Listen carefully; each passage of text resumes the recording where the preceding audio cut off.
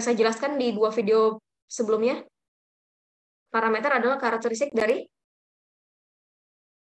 populasi, ya kan? Nah, karakteristik populasi itulah yang dianalisis atau yang diduga menggunakan nilai statistik sampel gitu ya. Nah, harapannya benar-benar kemarin kalian sudah menonton video tersebut supaya juga hari ini istilah-istilah yang mungkin kurang familiar ya selama ini teman-teman udah bisa tahu gitu ya.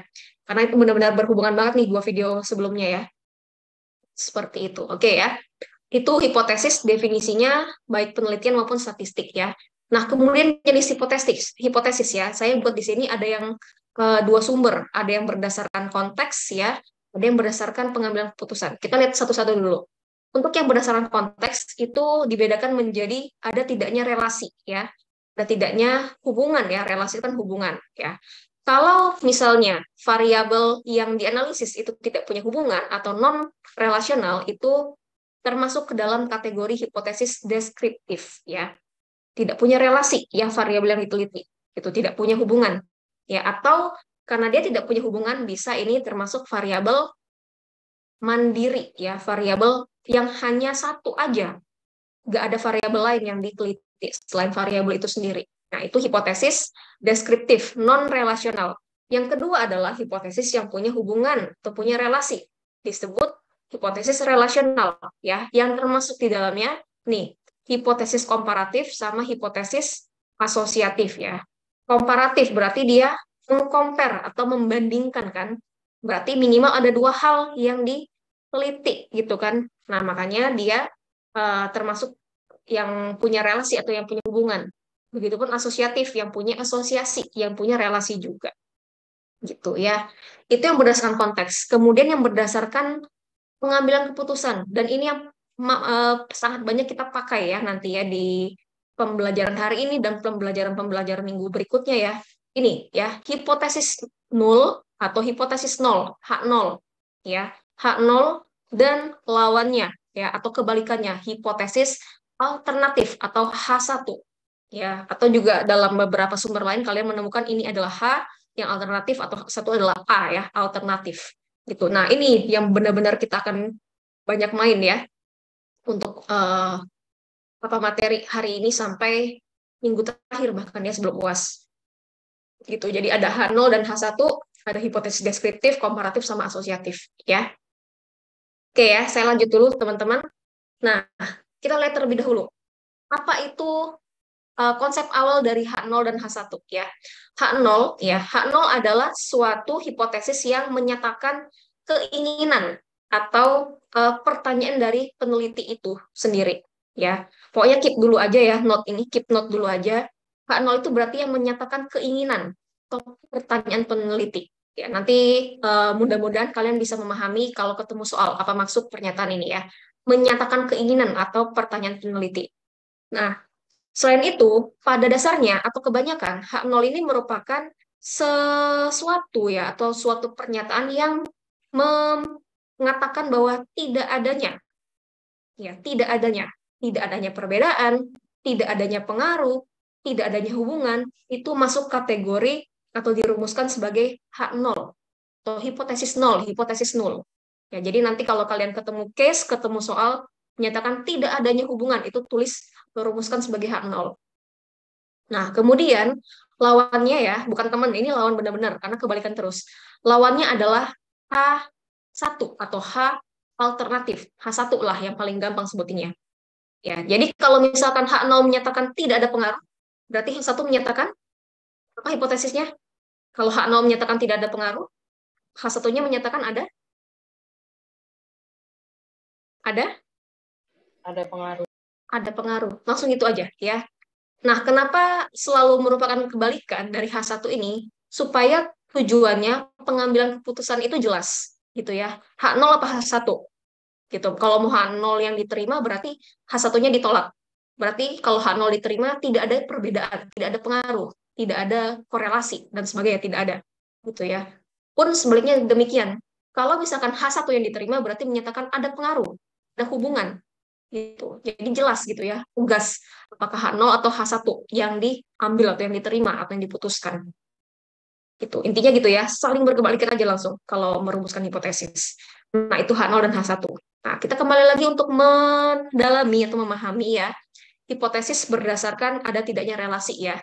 Yang pertama, hipotesis deskriptif. Silakan dilihat ya, pertanyaan atau rumusan masalah penelitian ya. Misalnya ini, saya buat case-nya di sini, berapa kapasitas suatu insinerator untuk membakar sampah rumah tangga di suatu kecamatan ya, di suatu daerah. Gitu, ya. Oke, dibuat hipotesisnya adalah kapasitas kerjanya ya suatu insinerator tersebut ya adalah sekian 2.500 kg per jam gitu ya. Kemudian dibuat lagi hipotesis statistiknya ya H0 dan H1-nya itu H0-nya itu dilumuskan sebagai mu ya. Mu-nya adalah 2.500 kg per jam. Nah, maka H1 ya, satunya tadi kan kebalikan kan. Kalau dia sama dengan, kebalikannya adalah tidak sama dengan. Jelas kan, tegas kan bedanya kan H0 dan H1. Kayak gitu. Ya. Oke, ini sambil di mic dulu nih.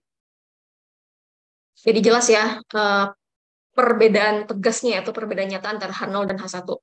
Nah, coba juga dilihat di sini yang dimaksud dengan deskriptif tadi ya, tidak ada relasi atau tidak ada hubungan. Karena yang dibahas hanya satu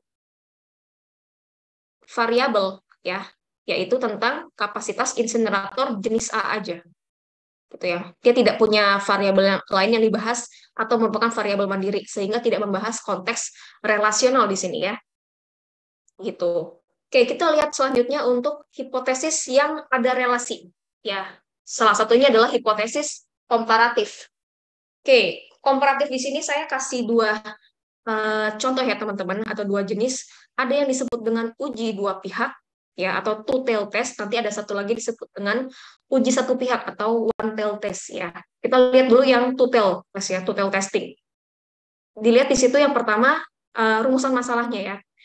Apakah terdapat perbedaan antara mekanisme teknis dari insinerator jenis A dan insinerator jenis B? Ya, di sini dilihat kan dia relasi, ada dua hal yang dibahas dan dua hal itu saling berkaitan. Ada perbedaannya nggak satu sama lain? Nah, itu maksudnya relasi ya. Oke, kemudian hipotesisnya adalah ternyata setelah dirumuskan masalah tersebut dan diteliti,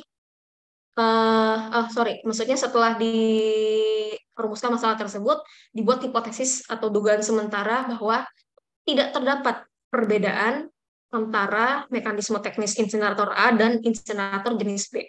Seperti itu ya, nggak ada perbedaan. Nah, sehingga ya hipotesis statistiknya adalah tidak ada perbedaan gitu kan. Tidak ada perbedaan berarti kan sama kan. Makanya dia dituliskan sebagai K0-nya adalah sama dengan. Ya, tidak ada perbedaan berarti sama kan. H1-nya tegas, tidak sama dengan. Gitu ya. Nah, apa yang dimaksud dengan two-tail test? Bisa dilihat di sini teman-teman ya. Two-tail test itu atau bagaimana melihat ini satu pihak atau dua pihak, identifikasilah dari simbol hipotesis statistiknya. Kalau two-tail atau dua pihak, dia selalu sama dengan H0-nya, artinya H1-nya tidak sama dengan. Gitu ya. Itu, dari situ aja ngelihatnya. Oke, beda dengan yang komparatif one-tail test atau uji satu pihak ya. Entah itu nanti teman-teman menemukan pihak kiri ataupun pihak kanan. Ya, pokoknya satu satu pihak aja, satu sisi aja. Nah, sama itu maksudnya ya. Misalnya di sini komparatifnya sama rumusan masalahnya dengan sebelumnya. Apakah terdapat perbedaan mekanisme teknis insinerator jenis A dan jenis B? Ya, apakah terdapat perbedaan? Gitu. Tadi hipotesisnya adalah, nah, yang sebelumnya kan tidak terdapat perbedaan kan. Di sini dia menyatakan terdapat perbedaan. Terdapat perbedaannya, tapi dia menjelaskan perbedaannya seperti apa. Ternyata yang disampaikan adalah perbedaan dari segi kapasitas kerja. Kalau yang A itu sekian ya, yang B itu sekian. Oke, sehingga ketika dituliskan dalam hipotesis statistik ya, anggaplah yang satu ini A ya, yang ini nih, yang satu ini sebagai insinerator A ya, yang dua ini sebagai insinerator B. Ya, ketika dituliskan ya, karena A ini kan lebih kecil ya kapasitas kerjanya dibanding yang B, maka dia kurang dari atau sama dengan seperti itu. Nah, lawannya ya, lawannya H1-nya adalah lebih dari. Kayak gitu kan, lebih dari. Tadi kan beda ya. Kalau yang sebelumnya adalah sama dengan, tidak sama dengan. Ini menyatakan tidak sama dengan nih hipotesisnya, tapi tidak sama dengannya seperti apa? Oh, ternyata dia kurang dari nih yang A, kurang dari kapasitas kerjanya dibanding yang B. Nah, itulah yang dimaksud dengan uji satu pihak atau one tail test ya. Dilihat kembali dari simbol hipotesis statistiknya ya. Bukan soal sama dengan atau tidak sama dengan, tapi soal kurang dari atau lebih dari. Nah, itu dia uji satu pihak atau one tail test. Oke, sampai sini ada yang mau ditanyain dulu?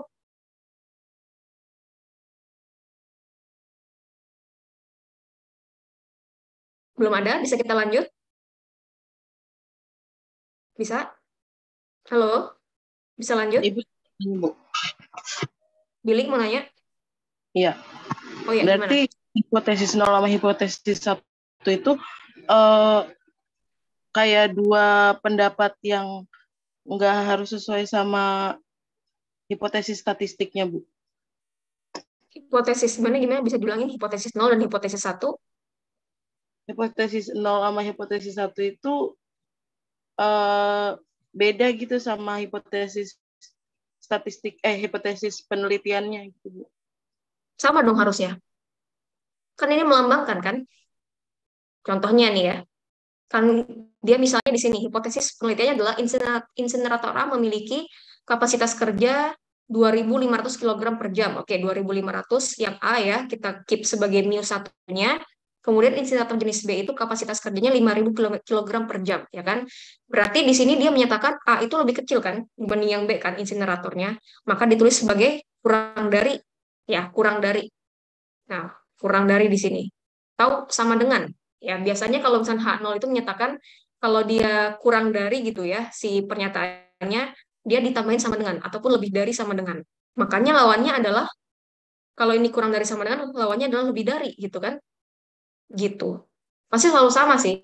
Karena hipotesis statistik itu ibaratnya simbol statistiknya untuk membahasakan si hipotesis penelitian ini. Kayak gitu, Billy. Tapi yang H1-nya nggak sesuai sama hipotesis penelitiannya gitu, Bu. Artinya. Tapi kan kebalikan dari H0 kan H1-nya. Oh, berarti satu pihaknya itu Lihat dari sesuai yang sini. satu kebalikannya gitu ya, Bu. Ya, pokoknya dalam merumuskan hipotesis itu H0 dulu yang dirumuskan. Jadi nanti H1 tinggal kebalikannya. Kayak gitu. Bisa? Iya, Bu. Makasih, Bu. Ya, ya. Oke.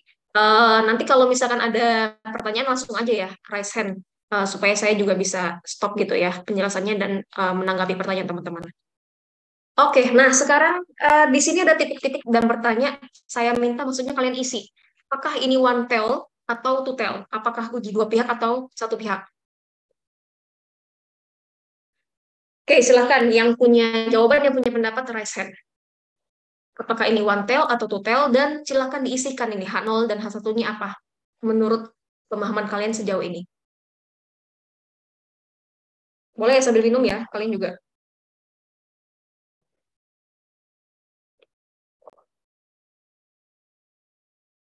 One tail, two tail, apa H0 dan H1-nya?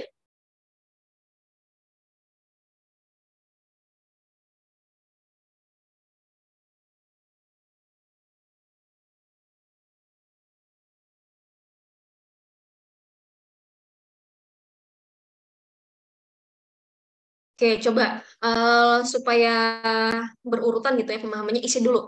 H0-nya apa, H1-nya apa. Baru nanti ketahuan kan apakah ini one tail atau two tail.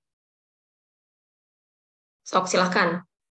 H0-nya apa? Siapa yang bisa? Rida, oke, silahkan Rida. Iya, Ibu izin menjawab. Mohon maaf Yuk. Ibu apabila kurang lengkap Ibu jawabannya. Untuk H0 itu mu1 sama dengan mu2 sama dengan mu3. Oke, sip. Berarti H1-nya? H1-nya mu1 Mm-mm. tidak sama dengan Mm-mm. mu2 tidak Mm-mm. sama dengan mu3. Oke, sip. Nah, berarti di sini apa Rida isinya? Satu pihak atau dua pihak? Dua pihak, Ibu. Dua pihak karena? Karena pengujiannya ini sama gitu Bu. Jadi tidak ada pengujian mana yang lebih besar gitu Bu. Ya, lebih gampangnya lihat dari sini aja. Kalau ini sama dengan atau tidak sama dengan ya, bukan kurang dari lebih dari, itu pasti dua pihak. Segitunya langsung. Ya, jadi benar jawaban Rida teman-teman ya. Oke, H0-nya adalah mu 1 sebagai insinerator A, mu 2 B, mu 3 insinerator C ya. Itu sama semua ya, berarti tidak ada perbedaan. Kalian sama dengan kan kalau nggak ada perbedaan kan. Berarti lawannya adalah tidak sama dengan gitu, tidak sama insinerator 1, tidak sama dengan insinerator 2, tidak sama dengan insinerator 3. Jadi tidak ada yang sama satu sama lain. Artinya, kalau nanti penelitiannya ternyata menyatakan insinerator 1 itu tidak sama dengan insinerator 2, tapi sama dengan insinerator 3, nah ini yang mana yang diterima? H0 atau H1 yang diterima?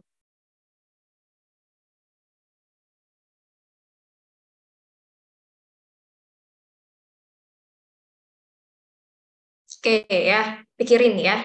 Kalau misalkan case-nya kayak gini, kan tidak seindah ini kan mungkin nanti penelitiannya kan. Penelitian itu kan tidak segampang atau sesuai ekspektasi, semulus ekspektasi kita kan.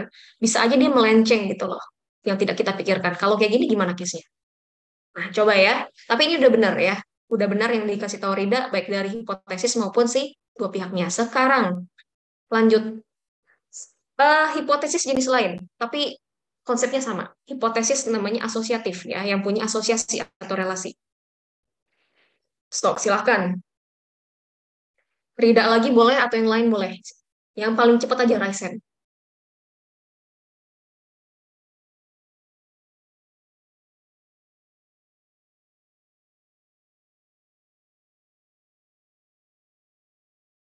Gampang, rumuskan dulu H0 dan H1-nya, baru ini ketahuan. Ini one tail test atau two tail test. Satu pihak atau dua pihak.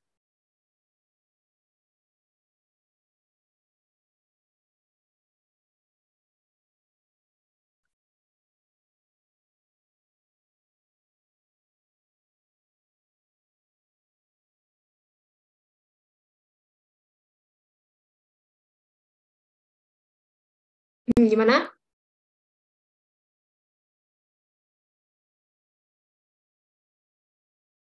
Coba, kalau misalnya dikatakan tidak mempengaruhi, berarti ada perbedaan nggak? Tidak. Tidak. Berarti apa? Kayak tadi coba, anggaplah waktu pengangkutan itu mu 1, kemudian kerja insinerator mu 2. Berarti mu 1 Sama dengan. sama dengan mu 2. Satunya apa berarti? Satunya apa? Gini kan? Tidak. Oke, ini apa nih isinya? One tail, two tail, Detail, Bu. two tail. Kenapa two tail, Alif? Karena tidak ada perbedaan dari rumusan masalahnya itu. Dan juga Ya, menggunakan ya, sambungan. karena ini nih.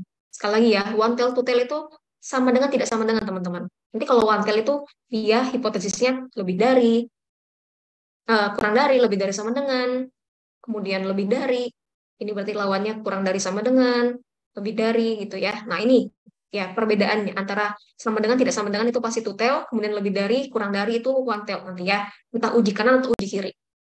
Gitu. Oke, terima kasih teman-teman ya. Harapannya yang lain juga tetap bisa mengikuti dan memahami ya. Nah, sekarang kita perlu mengetahui ya bahwa dalam pengujian hipotesis ya tidak hanya prosesnya, tapi ketika kita merumuskan hipotesis di awal pun itu harus teliti. Ya, harus berdasar pada keilmuan ya. Karena ya kita harus menghindari namanya error atau kesalahan. Ya, kesalahan ini bisa diakibatkan dari awal. Ketika hipotesis kita yang kita rumuskan itu asal-asalan, ya kemungkinan salahnya pasti besar, ya. Nah, kita pahami dulu taraf atau eh, jenis kesalahan ya dalam pengujian hipotesis. Nah, saya coba mulai dari konsep dasar yang ini mirip banget dengan materi di video asinkronus saya, yaitu pendugaan parameter ya. Jadi kalau misalkan kalian nonton dan amati dengan seksama, harusnya bisa memahami ini ya. Nah, coba saya kasih case di sini ada dua cara pendugaan ya. Yang pertama, menduga dengan menduga bahwa rata-rata kenaikan suhu bumi itu ya katanya per tahun itu sekitar sekian, 0,9 seperti itu ya. Kemudian yang kedua, menduga bahwa kenaikan suhu bumi itu rata-rata per tahun 0,7 sampai 0,9. Kalau saya tanya, mana yang kemungkinan salahnya lebih kecil? Pendugaannya, yang A atau yang B? Dari cara Yang menduga ya, bukan dari kondisi real gitu ya. Dari cara menduganya, mana yang salahnya kemungkinan lebih kecil? Yang A atau yang B? B, Bu. Yang B, B. Kenapa yang B? Karena dia, ini apa namanya kemarin, estimationnya, estimatornya, interval, estimator kan? Estimator. Nah, yang satunya, yang atasnya, poin Poin Poin estimator. estimator. estimator ya. Nah, jelas kan kalau poin estimator itu kan menggunakan satu nilai. Makanya sekali dia menebak secara ilmiah maksudnya ya, sekali dia menebak, sekali dia menduga kalau di luar, kalau selain nilai ini kan berarti salah kan. Nah, beda dengan yang interval, dia masuk interval nggak? Nih, misalkan saya menduga ya di luar ini, kenaikan suhu bumi itu 0,8. Jelas kalau yang A itu salah, karena beda kan 0,8 sama 0,9. Tapi kalau misalnya saya 0,8, masih benar nih yang ini.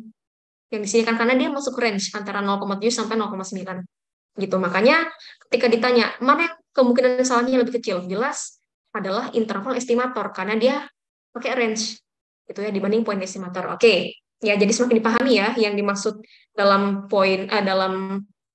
video pendugaan parameter saya waktu itu bahwa interval estimator pasti punya kemungkinan salah yang lebih kecil dibanding poin estimator.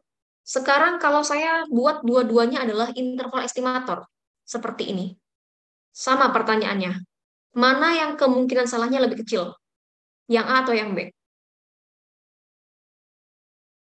Sama-sama interval estimator nih, tapi yang dari dua ini yang lebih kecil salahnya yang mana?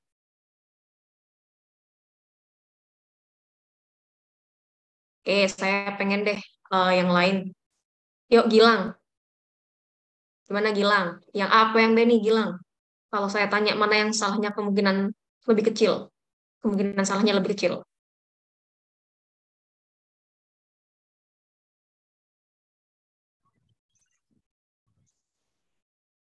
Ya? Gimana Gilang?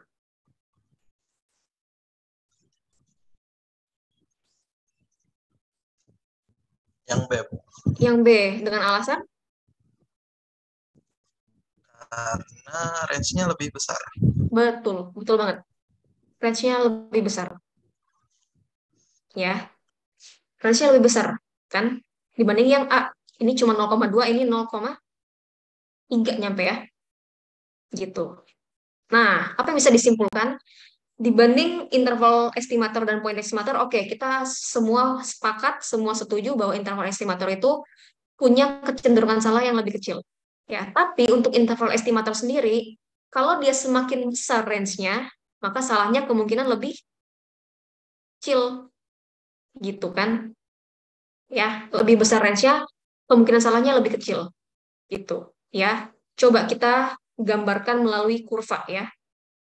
Gini. Oke, tadi untuk yang case pertama 0,7 sampai 0,9 ya, derajat Celcius ya range-nya. Taruhlah di sini berarti kan 0,9. Nah ya, kalau range-nya di sini berarti daerah taksirannya kan yang ini ya. Nih, yang saya arsiri ini kan batasnya ya 0,7. Anggaplah di sini ya, ini bukan nilai Z ya, ini masih nilai X-nya ya. Ini kan kurva Z nih, tapi saya buat ini masih dalam bentuk X-nya ya. Nah, kan karena batasnya di sini kan berarti ini masuk daerah taksirannya kan atau daerah dugaannya kan. Nah, ini ya daerah taksiran. Sehingga di luar range itu atau di luar batas itu, itulah yang disebut sebagai kesalahan atau daerah salahnya. Kesalahan taksiran.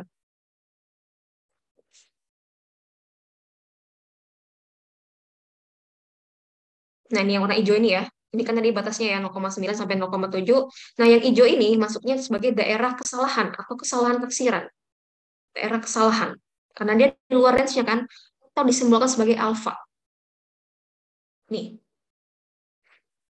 Oke ya, kita bandingkan sekarang dengan yang Tadi range-nya lebih besar. 0,65 sampai 0,99 ya. Oke, berarti kan kalau lebih besar kan di sini ya? Ya kan? Nah, ini berarti batasnya. Ini 0,3 kalau nggak salah, bukan 0,7. Oh, 0,3 nih harusnya nih. Salah, karena nggak make sense sih. Ini sorry, 0,3 sampai 0,5 lah di sini, anggaplah. Ya, 0,3 sampai 0,5. Ya, ini salah nih. Saya belum ubah. Ya, tapi sama ya, range-nya 0,2. Nah, tadi kan 0,65 sini sampai 0,99 ya. Berarti kan kalau dia batasnya segitu, daerah taksirannya yang ini kan, yang warna merah ini kan.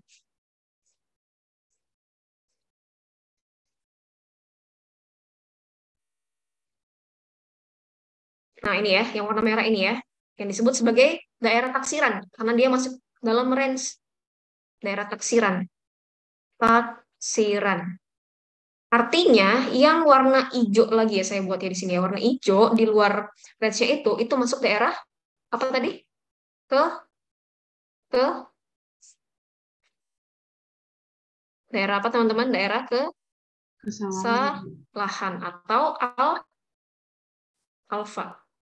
Nah, terlihat kan dari kurva pun, semakin dia besar range-nya, daerah kesalahannya semakin kecil. Ya, atau daerah taksirannya semakin besar. Kayak gitu. Ya, semakin besar kurvanya, nih daerah kesalahannya semakin kecil dibanding yang ini tadi kan, lebih lebar yang kurva yang range-nya lebih kecil kan daerah kesalahannya kan dibanding yang daerah range-nya lebih besar gitu kan. Nah, ini teman-teman ya, yang disebut sebagai daerah taksiran ini sebagai daerah H0 nanti. Daerah H0 atau daerah penerimaan H0. Ya. Yang hijau ini termasuk daerah H1 atau daerah diterimanya hipotesis alternatif. Daerah H1. Ya. Makanya disebut H1 itu masuk dalam daerah kesalahan taksiran. Gimana caranya, nanti teman-teman akan tahu gimana caranya H1 itu ditolak sebenarnya. Gimana caranya? Gitu, supaya nggak masuk ke dalam siran. Gitu ya. Seperti itu. Oke. Masih bisa ya, mudah-mudahan ngikutin ya. Sekali lagi nih, yang daerah warna merah ini daerah taksiran daerah H0, daerah ini adalah daerah H1 ya, yang kesalahan ini. Gitu ya. Tapi kembali lagi sebenarnya ke tujuan daripada penelitian gitu, dan jangan mengubah hasil gitu ya, mengubah atau membohongi hasil penelitian. Kalaupun emang diterima H1 ya udah, mau apa gitu kan. Yang penting memang sudah dipastikan proses yang dilalui itu benar gitu ya, tahapan penelitiannya benar, metode penelitiannya benar, ya apapun hasilnya ya terima gitu ya. Gitu, mau H1 maupun ataupun H0. Oke, nah ada juga namanya tipe kesalahan itu tipe kesalahan alfa dan tipe kesalahan beta ya. Tipe kesalahan alfa atau tipe kesalahan 1 itu terjadi ketika kita menolak hipotesis nol yang harusnya diterima. Menolak hipotesis nol yang harusnya diterima. Sedangkan kebalikannya itu tipe kesalahan 2 ya. Tipe kesalahan 2 adalah ketika kita menerima hipotesis nol yang harusnya ditolak. Beda ya, bisa dipahami bedanya ya. Coba. Bisa jangan kalaupun belum dipahami, di notis dulu aja bedanya di mana. Ini menolak H0 yang harusnya diterima, ini menerima H0 yang harusnya ditolak. Gitu. Kalau dirumuskan dalam tabel kayak gini. Ya. Jadi kalau misalkan hasil penelitiannya menyatakan H0-nya diterima ataupun ditolak, tapi ngelihat kondisi real di lapangan, apakah penelitian yang kita lakukan, apakah hipotesis yang kita ambil atau kita putuskan itu real nggak dengan kondisi lapangan, kondisi sebenarnya.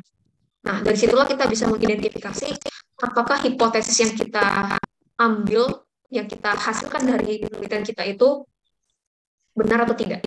Ya, di sini kan kalau H0-nya benar, H0-nya diterima dan emang pada kondisi nyata gitu ya, H0 benar ya berarti nggak ada kesalahan. Pun juga demikian sebaliknya, kalau H0-nya emang salah dan ditolak, H0-nya ditolak dan emang kondisi sebenarnya menyatakan H0 itu salah dan jadi ditolak ya berarti nggak ada kesalahan apapun kan. Berbeda jika ketika H0 harusnya ditolak gitu ya, ketika H0 harusnya diterima gitu ya, tapi pada penelitian kita ngambil keputusan hak nol itu ditolak, maka ini masuk nih kesalahan tipe 1. Menolak hak nol yang harusnya diterima. Kondisi sebenarnya harusnya diterima, harusnya benar ya kan, supaya diterima. Tapi kita malah menghasilkan sebuah jawaban penelitian atau kesimpulan penelitian hak nolnya ditolak.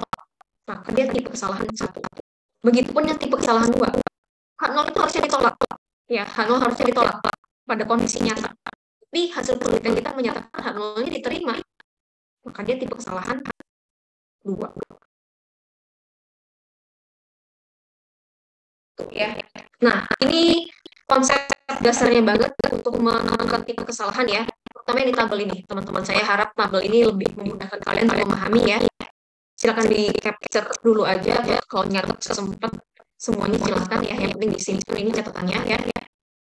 Oke, saya lanjut dulu. Untuk lebih memahami, biasanya pakai analogi ya untuk menentukan tipe kesalahan ini. Pakai analogi. Analoginya adalah soal alarm. Nah, coba saya mau tanya nih, yang di kotak kotak garis warna merah ini udah salah apa? Ini udah benar atau salah pernyataan ini?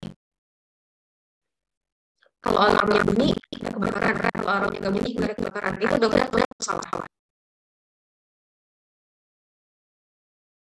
Coba ya, kotak merah nih. Udah benar tuh? Udah benar tuh? Udah benar atau masih ada salahnya?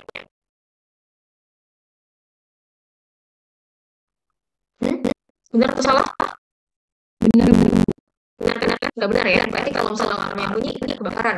Kalau nggak ada alarm, berarti nggak ada kebakaran ya. Sekarang case-nya, apabila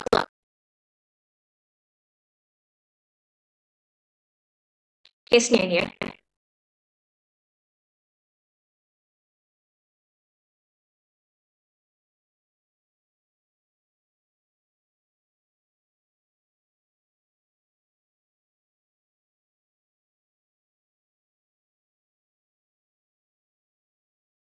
Ini salah kan?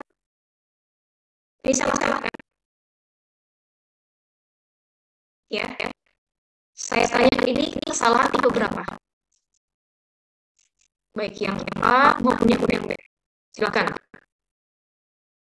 Yang A. Kalau itu salah, jelas salah. Yang A ini ketika alarm bunyi, tapi ternyata nggak ada kebakaran. Salah itu.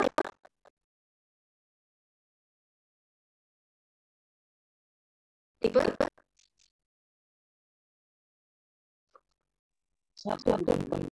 Tipe 1. Betul. Tipe 1.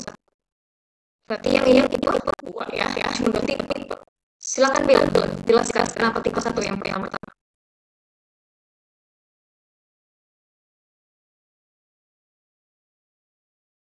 Nggak nebak kan Bill? Soalnya nolnya itu kan alarm bunyi terjadi kebakaran. Kalau case-nya itu alarm bunyi belum ada kebakaran, jadi nolnya itu salah. Coba tipe 1 adalah hak nol ditolak tidak diterima. Iya. Tipe 2 adalah hak nol diterima ya. Oke. Saya nangkap sih jawabannya ke mana, tapi mungkin bisa lebih dielaborasi penjelasannya ya. Saya coba bantu Billy untuk menjelaskan. Benar jawabannya. Ini alarm bunyi nggak ada kebakaran tipe 1, alarm bunyi ada kebakaran tipe 2. Jadi gini, hak nol. Hak nol itu tadi menyatakan apa? Tidak ada kan? Atau sama dengan kan? Maka kalau kita bisa arti dari case ini, kita bisa kok ngangkat hak nolnya kita rumuskan sekarang alarm nggak bunyi. Nggak ada apa-apa kan? Kondisinya sama kan? Berarti hasilnya adalah alarm gas ya, bedanya ya, hal 1. Oke, harusnya ya. Nah, ini kan kita putusan ya. Kita beda-bedanya putusan ini kondisi-kondisinya. Kondisi real. Ya. Harusnya kalau alarm nggak bunyi, nggak ada kebakaran.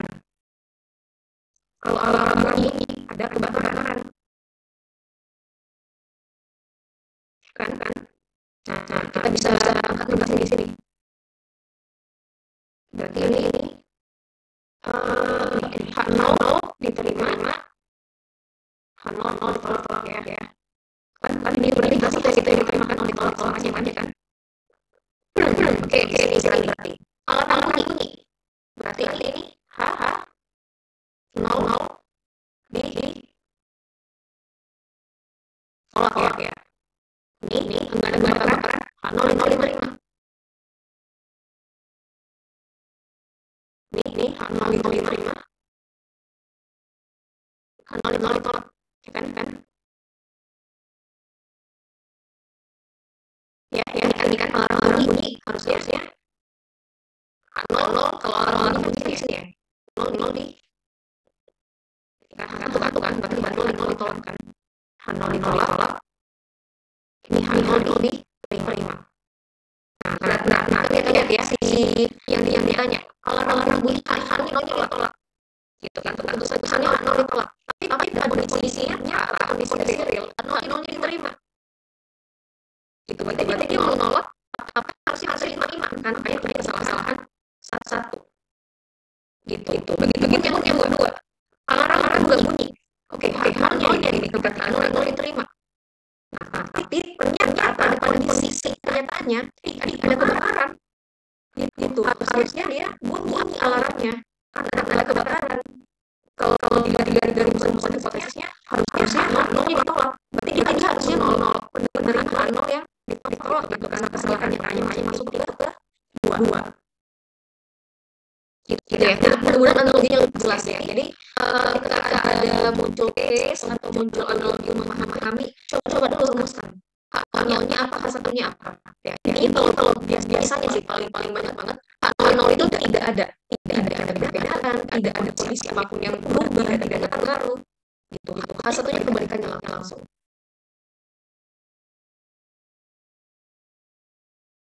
Gitu ya. Nah itu mungkin enggak sekarang ya masuk paham 100%, tapi coba ya di pelan-pelanin aja, nanti setelah ini kalian pahami lagi untuk bisa lebih teknik. Maksudnya tipe kesalahan itu seperti apa dalam hipotesis. Ya. Oke ya. Nah, sekarang ada suatu kasus ya. Saya minta sekarang teman-teman capture dulu aja kasusnya ya. Nanti kita kerjakan di akhir kelas. Capture dulu aja kasusnya. Nanti kita kerjakan sebagai bahan latihan di kira-kira pematerian ya. Kira-kira kelas.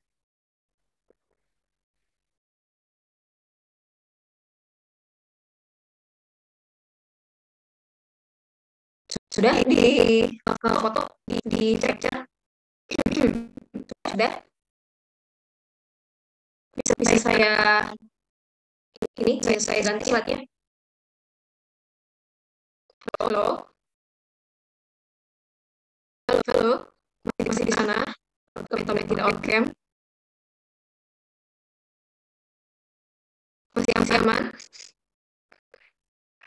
Halo, dari mana ini? Ya, boleh Bu. Siap lanjut ya. Ini untuk yang konsep dasarnya ya teman-teman ya. Saya deh. Tapi udah pada nyatet ya, udah bisa ikutin tadi. Saya stop dulu, kita masuk ke memahami hipotesis yang deskriptif ya. Bukan hari ini. Minggu depan kita lanjut yang untuk komparatif sama yang untuk yang asosiatif ya. Oke.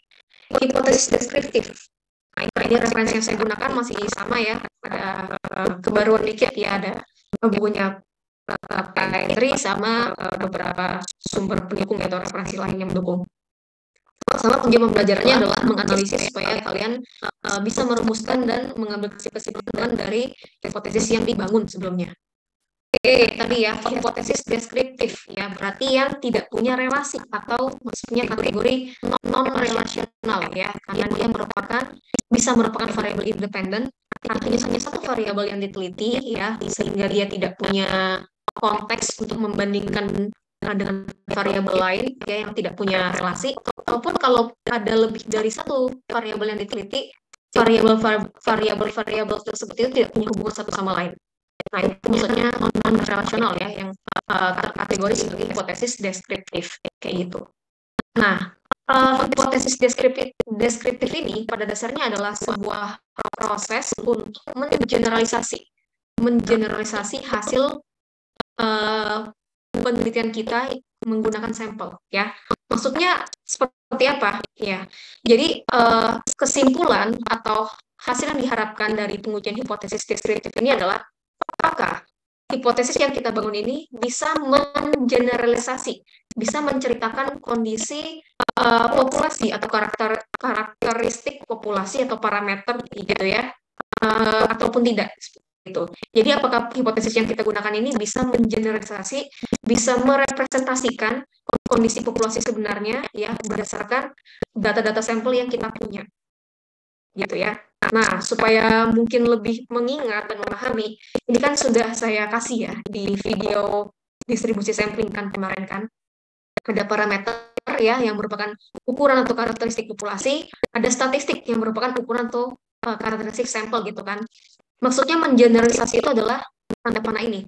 Ya, jadi dengan data-data sampel yang kita punya, ya kita coba untuk menggambarkan kondisi populasi itu seperti apa, ya menggunakan data-data sampel yang kita punya. Seperti itu. Kalau misalkan kita ini menggambarkan data rata-rata, berarti kita pakai data X bar kan kalau disampelkan. Ini mu, ini X bar.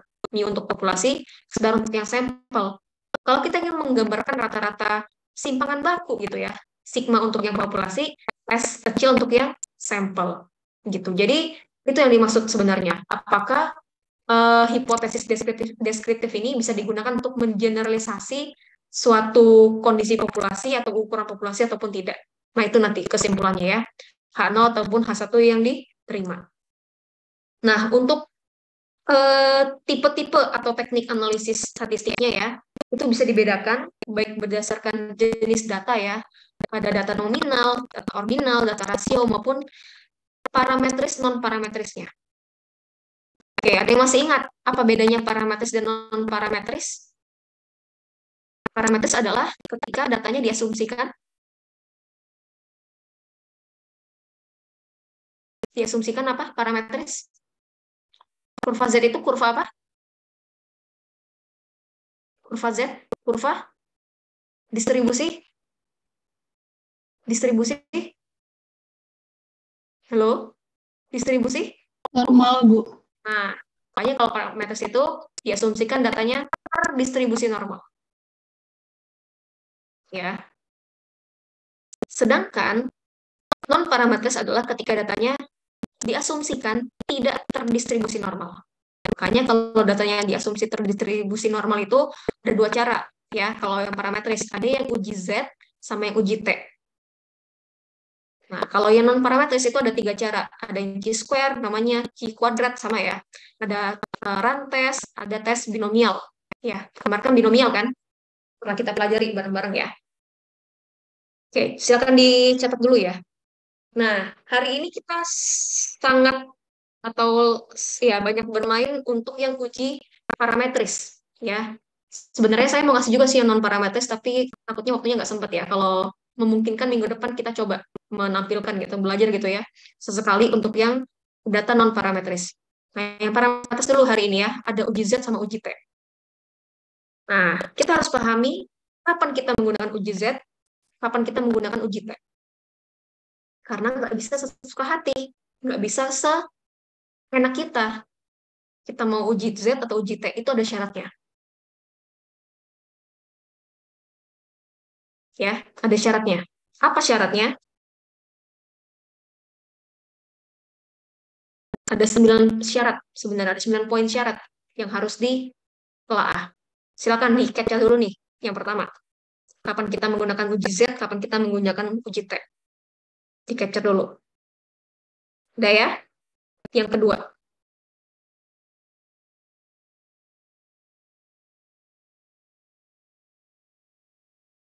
Oke, udah ya? Nah, tapi teman-teman, dari ke-9 poin syarat ini ya, yang sebenarnya paling harus diperhatikan hanya nomor, terutama nomor, oke, apa yang dibahas nomor 1? Soal standarisasi data. Ya, Yang Z-score, it's standardization from population data. Apa maksudnya itu? Standarisasinya dari data populasi. AKA, apa? Kalau ngomong standar, ingatnya standar standar deviasi. Katanya dari populasi. Berarti apa itu standar deviasi populasi? Sigma kan? Kalau standar deviasi sampel, S. Artinya, kalau dilihat dari syarat standar deviasi, kita menggunakan Z-score ketika simpangan baku atau standar deviasi populasinya diketahui. Nah, itu kita menggunakan uji Z, ya. Kalau kita mendapatkan dalam case soal yang diketahui adalah standar deviasi sampel, maka gunakanlah uji P. Ya, sekali lagi, kalau simpangan baku populasi yang diketahui, gunakan uji Z. Kalau sampel yang diketahui, gunakanlah uji T. Itu dari syarat soal standarisasi data atau standar deviasi atau simpangan baku. Yang kedua, dari N, banyaknya data. Ya, N kecil ya. Kalau misalnya diketahui jumlah datanya itu noun or above 30, berarti lebih dari sama dengan 30 kan? Gunakanlah uji Z. Kalau misalnya dia kurang dari 30, ya, gunakanlah uji T. Itu aja teman-teman ya. Jadi dari ke-9 ini saya sampaikan ke kalian semua, dua ini aja ya syarat yang mutlak gitu ya, yang perlu diperhatikan. Kalau di antara dua ini, ya, di antara jumlah data dan standar deviasi populasi atau sampel, tetap prioritaskan yang standar deviasi populasi atau sampel, ya. Tapi di antara kedua syarat ini ya, baik N maupun standar deviasi, yang lebih prioritas adalah tergantung si penelitinya. Kalau misalkan dalam soal itu dia menyebutkan ya satu karakteristik tertentu untuk uji Z maupun uji T, ya berarti gunakanlah apa yang diharapkan si peneliti. Gitu. Misalnya dia bilang walaupun dia bilang N-nya itu 15 atau misalkan yang diketahui itu adalah standar deviasi sampel, tapi dia bilang gini, asumsi datanya adalah terdistribusi normal. Itu dia bilang kan. Nah, jelas distribusi normal itu adalah bagian dari distribusi Z. Hanya walaupun ini yang terjadi syaratnya, telah gunakan apa yang diasumsikan peneliti. Itu gunakan uji Z. Kayak gitu ya. Oke. Ya, mudah-mudahan masih bisa diikutin ya, teman-teman. Itu syaratnya dulu. Dikit. Ya. Nah, sekarang lihat rumusnya. Untuk uji Z maupun uji T. Inilah yang kalian keep sebagai Z hitung dan T hitung dan akan kalian bandingkan dengan Z table dan T table. Z table sama T table. Ya, udah pegang semuanya kan? Udah di-share sama Dinda ya kemarin ya. Ada Z, ada T. Uji Z sama uji T.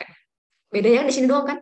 Kalau Z diketahui si simpangan baku populasi, kalau S diketahui simpangan baku sampel. Sisanya sama. Ya, X bar dikurang mu, X bar dikurang mu per akar N.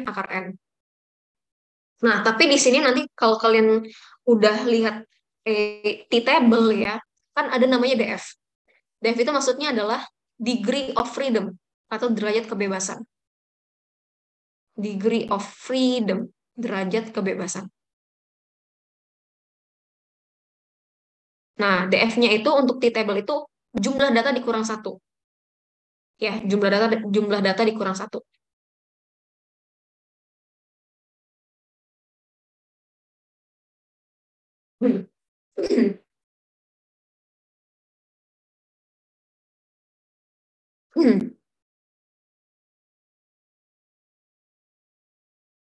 Oke, sudah ini di foto, dicatat. Coba konfirmasi ya. Sudah belum? Sudah teman-teman? Sudah, Bu. Oke, udah ya. Oke, saya lanjut ya, bisa ya? Sip. Nah, sekarang kita membedakan dari kurva, ya, dan ini penting banget ketika kita menggunakan uji Z maupun uji T, ya. Kita lihat dulu uji Z. Kurva tadi kan ada dua jenis ini ya, analisis ya, yang ketika kita melihat hipotesis komparatif kan, ada yang ada yang uji dua pihak, ada yang uji satu pihak. Nah, ini saatnya kita melihat perbedaannya lebih jelas gitu ya. Kalau uji dua pihak tuh untuk Z-test dulu ya teman-teman ya. Ini maksudnya dua pihak tuh apa sih Bu? Seperti ini ya kalau gambarkan dalam kurva ya.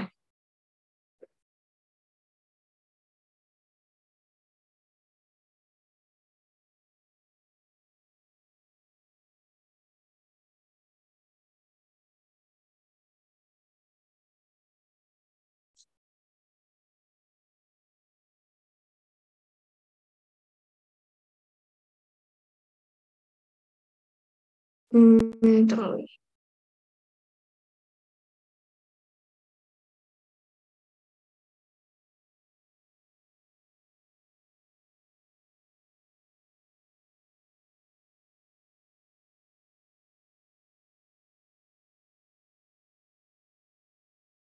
Nah, ini saya buat dulu untuk alfa sama dengan 5%. Ya, alfa sama dengan 5%.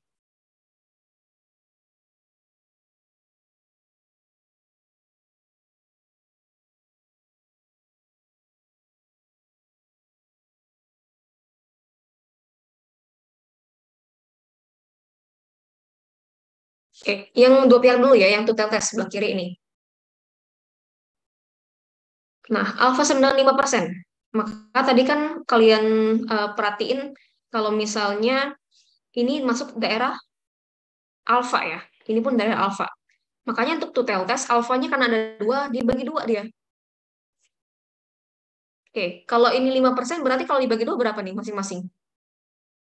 0,5 bagi dua berapa? 25. 0,0.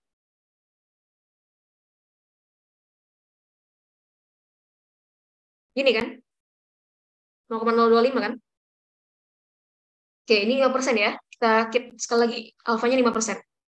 Nah, karena dia ada dua pihak, kanan dan kiri ya, maka dia alfanya dibagi dua.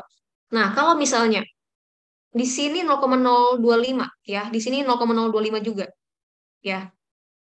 Ini berapa nih? Batas ini berapa? Kalau dari kurva Z, masih ingat kan cara mencari nilai kurva Z, baik probabilitas maupun nilainya? Ini 0,025. Ini berapa nih? Nilai Z-nya berapa di sini? Berapa? Oke, atau dari awal 0,025 berarti di sini berapa nih? Daerah yang sini.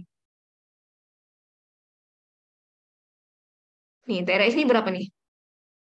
Saya kasih warna lain deh supaya itu. 0,05. Hmm. 0,025. Ingat 475. 0,475 ya. Nah, berarti kalau nih 0,475 di sini berapa, Bil? Sini berapa nih? 1,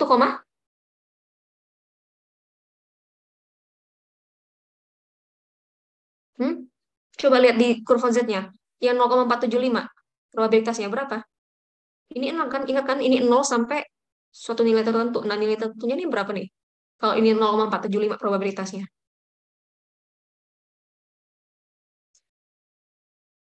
Berapa? Coba lihat kurva Z-nya kalian.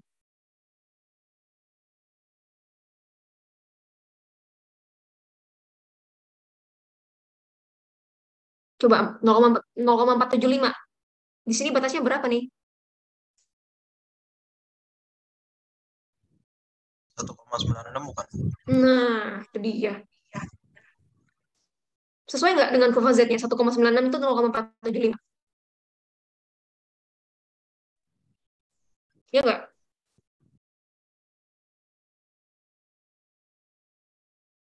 Oh, Pak, ya. Jangan-jangan hilang lagi si ininya. Hilang lagi. Apa nilai lagi apa nih ya? Kurva Z-nya hilang. Udah hilang. Karena udah UTS sudah kita Simpan saja itu. Mana ini? Coba kita lihat sih, tabel Z saya mau share.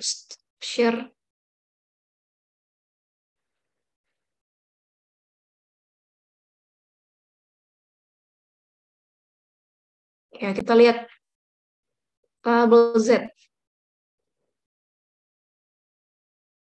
Sudah kelihatan ya? Sudah kelihatan? Oh, baru ya. Sudah kelihatan kan? Ya kan? 0,475 di sini kan? Berarti ini 1,96. Ya kan? Oke, ya, jangan dibuang tabel Z-nya ya. Kalau kebuang, ya udah minta lagi sama Dinda. Mudah-mudahan Dinda juga bisa nyimpen nih sisa filenya. Ya, saya kembali lagi. Oke ya. Berarti kalau misalkan untuk yang alfa ya, alfa 0 untuk yang alfanya 5%. Nah, di sini 1,96 di sini kan untuk nilai si Z-nya. Untuk yang 1,96 negatif sebelah kiri 0 maupun yang 1,96 positif gitu ya. Ini juga 1,96. Ini juga 0,475. Ini kalau ditotalin berapa?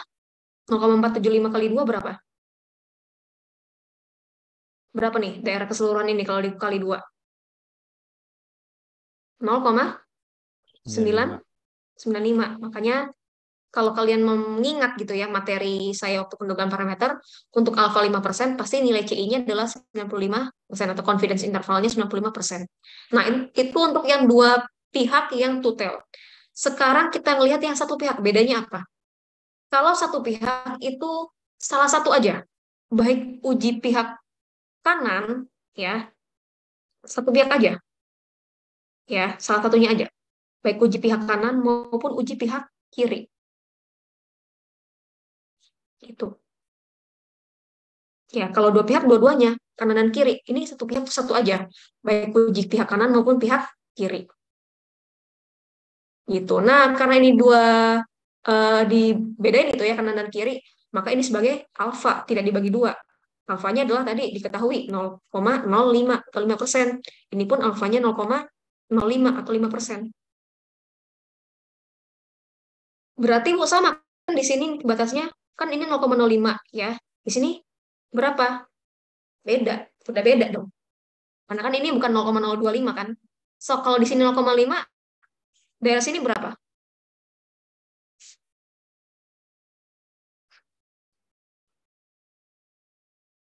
Yang warna hijau ini berapa? Kalau ini 0,05. 0,45.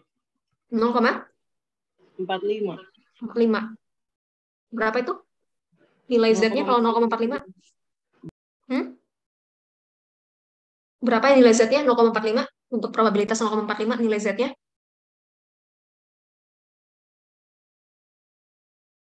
Yang mendekati, tapi tidak lebih. Itu kan cara nyari nilai Z gitu kan? Yang paling mendekati. Jangan jauh berlebihnya. Yang paling mendekati 0,45 berapa? Cari ya. Berapa? 0,11 bukan? 0,11. 0, yang lain sepakat 0,11.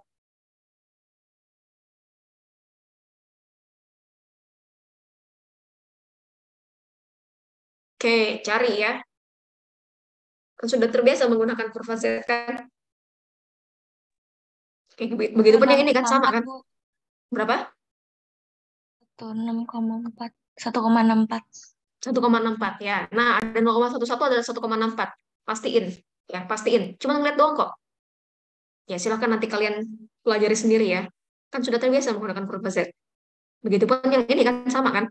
Harusnya sama karena ini kan 0,05 juga. Gitu. Ya. Oke, sekarang tadi yang Z-test 5%. Sekarang coba satu lagi yang untuk Z-test. Saya buat alfanya adalah 10%. Ya, alfanya 10%. Berarti untuk tutel tesnya kanan dan kiri kan sama kan? Kanan dan kiri.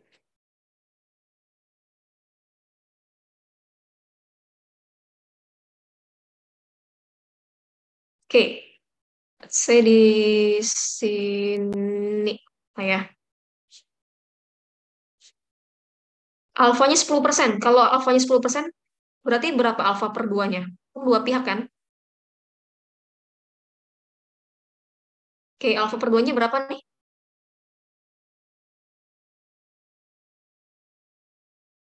0,1 bagi 2, 0,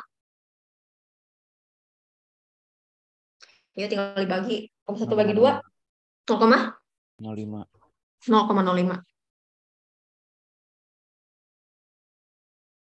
Nah, kalau di sini 0,05, berarti daerah ini berapa?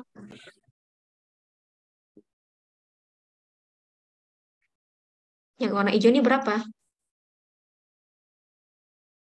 Dan berapakah batas ini berarti? Itu kan cara nentuin nilai Z kan? Yang warna hijau ini berapa kalau 0,05 daerah nolnya? 0,5 dikurang 0,05 kan? Sama kan tadi kan? 0,45. Alias tadi cari ya. Ini juga cari. Sama kan sebelumnya kan? Gitu. Oke, kalau 0,45 di sini juga 0,45. 0,45 dikali 2 berapa? 0,9 9. kan? Makanya kalau alfanya atau kesalahannya 10%, CI-nya pasti 90%. Gitu. Oke. Ya, begitupun yang satu pihak ya, one tail test. Entah dia di sebelah kiri maupun di sebelah kanan, ya. Entah dia di sebelah kiri maupun di sebelah kanan. Ini sebelah kanan ya, uji kanan. Kalau alfanya 10%, berarti sini alfanya 0,1. Ini uji pihak kanan ya, atau right tail test, kalau bahasa Inggrisnya ya. Nah, ini satu lagi, satu pihak tapi uji pihak kiri.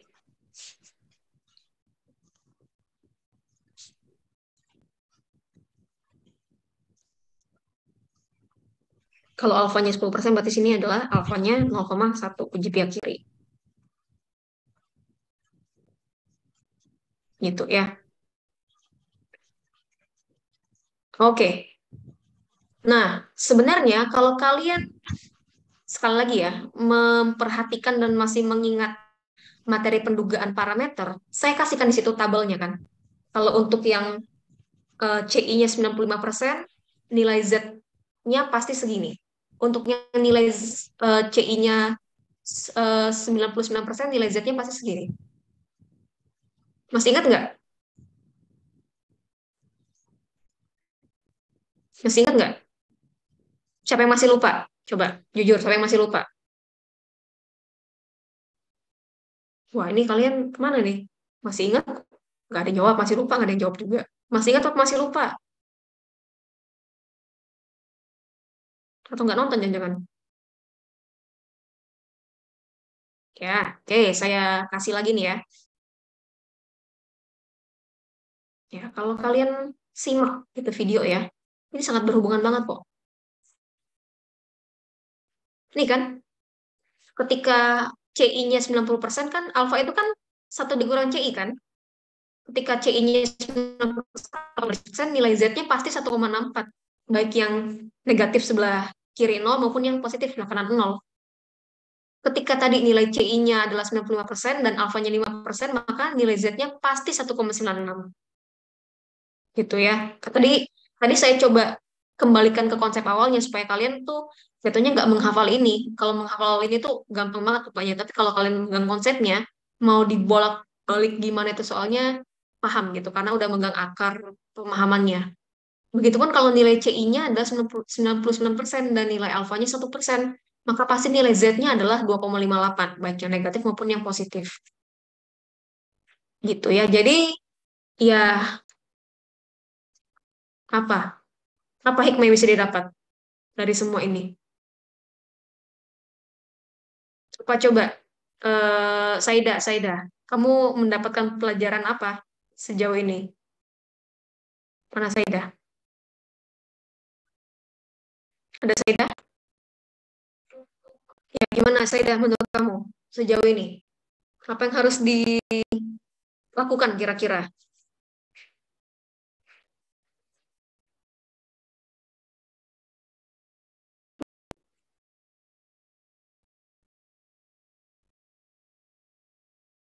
Nothing to do, nothing to improve, nothing to repair.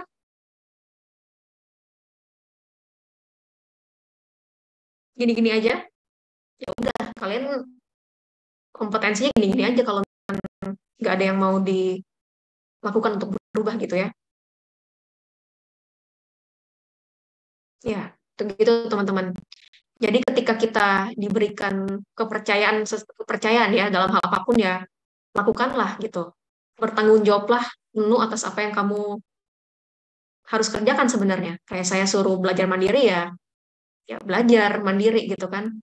Karena harus dipahami bahwa belajar itu bukan hanya untuk ya bukan ini sih bukan hanya terutama tuh bukan bukan untuk mendapatkan nilai bagus gitu ya sebagai bentuk pembuktian kalian bahwa kalian berhasil enggak. Belajar itu kebutuhan. Maka sampai seumur hidup pun ya kita pada istilahnya kan lifelong learner gitu, pembelajar seumur hidup dalam hal apapun. Jadi ya kalau bisa gitu ya dan seharusnya bisa sih. Sadarilah bahwa belajar itu kebutuhan. Maka kalian akan punya effort mau cari cara gimana pun supaya saya paham gitu terhadap sesuatu yang sedang saya pelajari. Mau saya tanya ke orang, ke dosen, mau saya baca sendiri atau belajar mandiri. Nah, itu semua cara untuk kita memenuhi kebutuhan gitu kan. Kayak gitu ya, sedikit kultum di pagi ini ya. Mudah-mudahan ya harusnya ini sih ada yang bisa didapat gitu ya. Oke, kita lanjut ya teman-teman ya ke t-test sekarang. Tadi udah z-test, sekarang kita lihat t-test. Sama, pada konsepnya dua arah ya atau dua pihak itu adalah kanan dan kiri ya. Kanan dan kiri. Oke, kanan dan kiri. Di sini kanan, sini kiri gitu ya. Oke, tapi bedanya t-test ini kita menggunakan t-table atau tabel T. Maka sekarang saya minta teman-teman siapkan semua tabel T-nya supaya kita belajar untuk membaca tabel. Ya. Siapkan tabel T-nya ya. Saya top share, saya mau membuka tabel T juga. Tabel T. Tabel T. Sudah disiapkan ya masing-masing ya. Jadi bisa ngikutin gitu ya. Oke, tabel T. T-table. Oke, sama ya dengan yang saya minta tolong ke Dinda buat share ke teman-teman ya.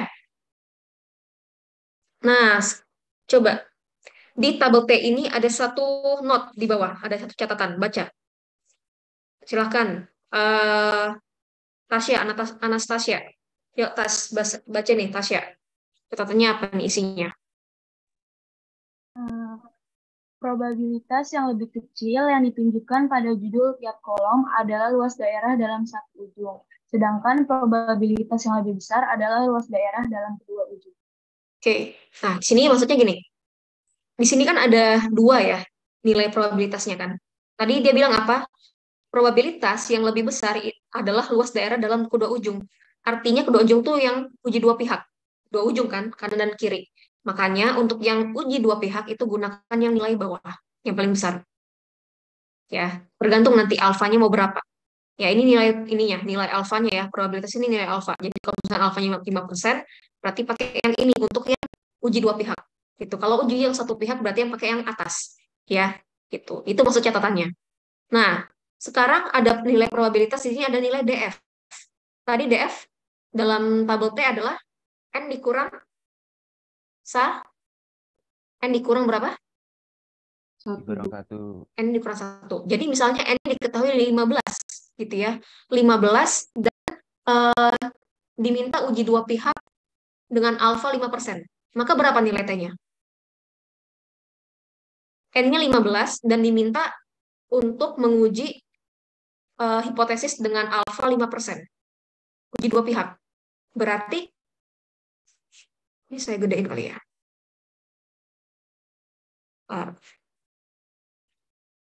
Nah, kalaupun nggak kelihatan, baca di tabel T masing-masing. Sekali lagi, N15 diminta untuk menguji hipotesis dua pihak dengan alfa 5%. Berarti nilai T-nya berapa?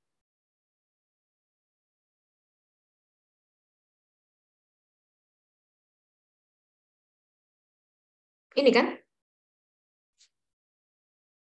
Paham nggak? Oke, paham ya? N-nya 15, berarti N dikurang 1 kan, 14 kan? Diminta alfanya 5%, dua pihak. Tadi kan kalau katanya yang paling besar kan menunjukkan kedua ujung kan, berarti dua pihak. Berarti ini kan di bawahnya kan, 14 dan 0,05, 2,144. Oke, sekali lagi ya saya tanya ya. Tanya ke Alfi, Alfi Nur Aulia. Ada Alfi di situ? Iya, Bu. Oke, Alfi. Sebentar, bentar.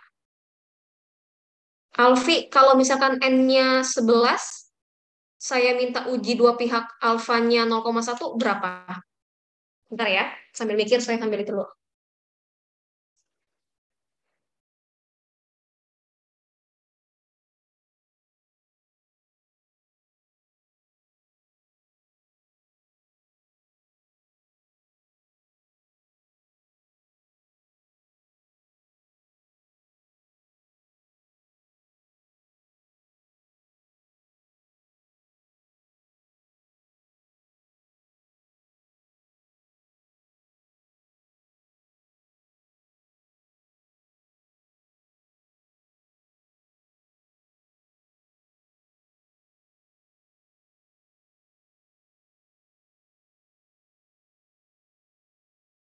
Udah, Alfi, ketemu?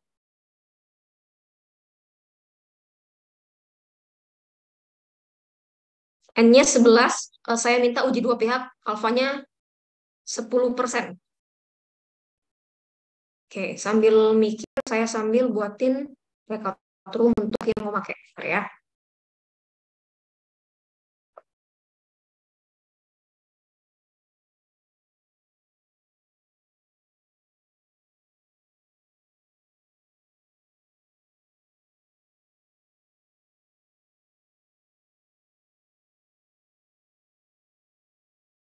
Ibu, yang 1,812 itu bukan, Bu? 1,812. Oke, silakan dikoreksi Fadlur. Ayo Fadlur, koreksi. 1,812.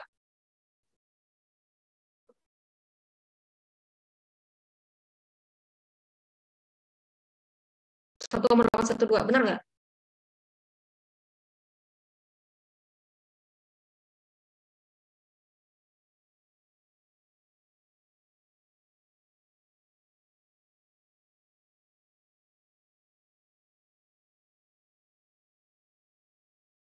Fadlur, ada Fadlur?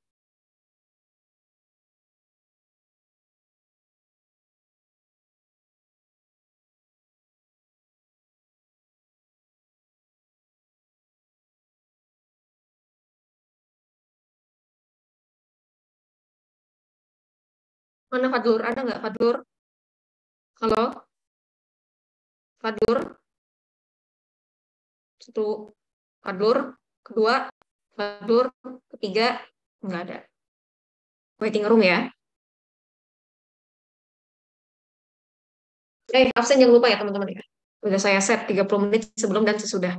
Oke, silakan di cross check 1,812. 1, berapa tadi Alfi? 1,812. 1,812. Bagaimana menurut pendapatnya Iren? Gimana Ren? 1,812. Iya, Bu. Oke, tadi N-nya adalah gimana Ren? Iya tuh iya iya konfirmasi kehadiran atau iya benar?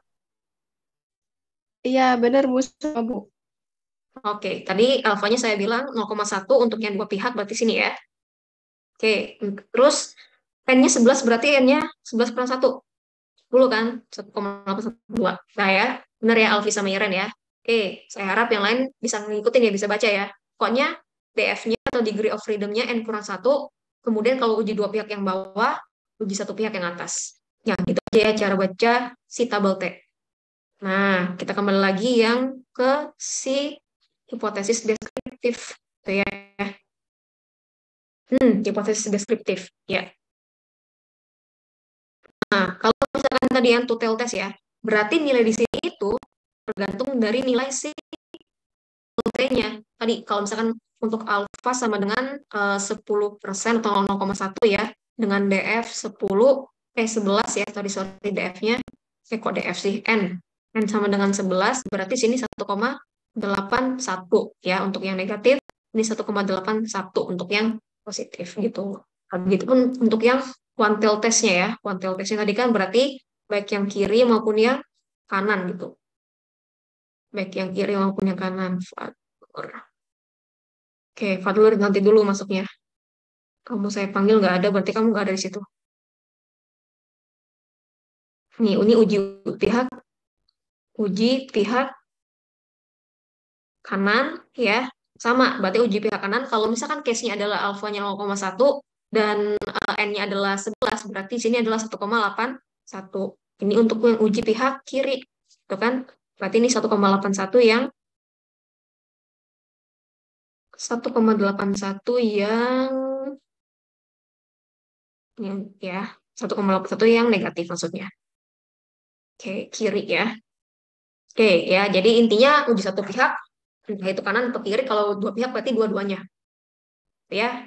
Oke, itu yang untuk uji satu pihak quantile dan two-tailed test. Sekarang kita masuk ke dalam contoh soal ya. Masuk ke dalam contoh soal. Sebentar ya.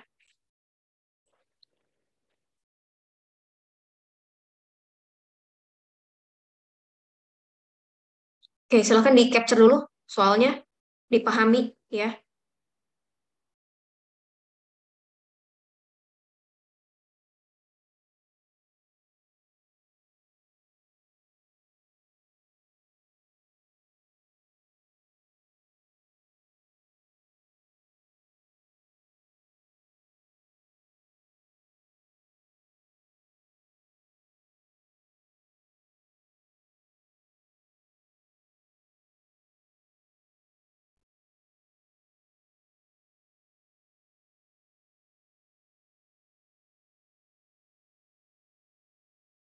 Oke, dipahami itu berarti kalian tahu apa yang diketahui, apa yang ditanyakan, dan apa yang harusnya dijawab, ya. Dan tentunya karena ini kita berbicara soal hipotesis, rumuskan H0-nya apa, H1-nya apa dari soal ini.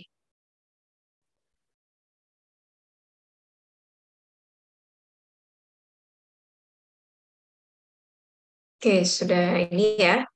Coba saya tambahkan ini dulu.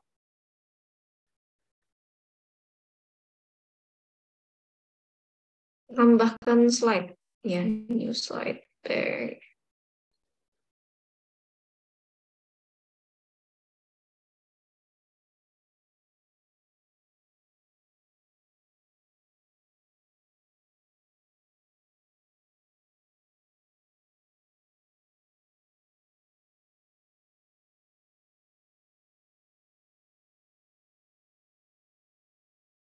Oke, dari soal ini ya, saya ini ya apa nggak slideshow supaya lebih jelas nanti kita nulis diketahui ditanyakan dan sebagainya. Di era pandemi, kebutuhan akan mikronutrien tubuh manusia semakin meningkat. Salah satunya adalah kadar kalsium. Kadar kalsium di tubuh orang dewasa, muda sampai dewasa adalah sekitar 9,5 mg per desiliter dengan standar deviasi adalah 0,4. Tentunya sama ya, satuannya miligram per desiliter. Nah, Clara ya, seorang yang merupakan pemilik klinik ternama di kabupaten, harusnya ya, bukan Kota Karawang, Kabupaten Karawang, melakukan penelitian dengan mengukur kadar kalsium pada 180 orang muda sampai orang dewasa dan mendapatkan rata-ratanya itu adalah 9,57 mg per desiliter. Apakah yang ditanya, apakah kadar kalsium hasil pengukuran klinik milik Clara yang telah dilakukan itu ya sama dengan rata-rata kadar kalsium populasi? Gitu ya, sama dengan rata-rata kadar kalsium populasi yang segini ya. Lah, Bu, kan jelas ini beda. Yang Clara 9,57, yang B lagi, yang Clara 9,57, yang populasi 9,50 gitu kan, jelas beda. Ya nggak bisa gitu langsung kesimpulannya. Karena ini kan dia, Clara ini hanya mensampel 180 sampel kan dari sebanyak orang muda sampai orang dewasa yang ada di Karawang atau Kabupaten Karawang gitu kan.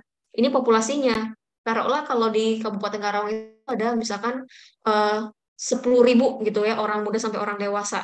Nah, itu dari 10.000 itu didapatkan 9,5 miligram per desiliter.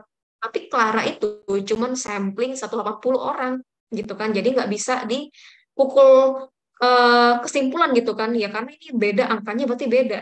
Nggak bisa, ini baru hipotesis. Makanya tadi kan tujuan kita adalah menganalisis apakah hipotesisnya benar atau salah gitu ya. Oke.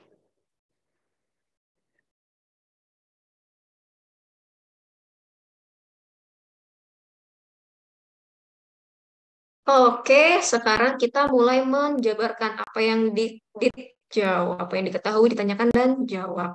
Ya, diketahui apa yang diketahui di situ?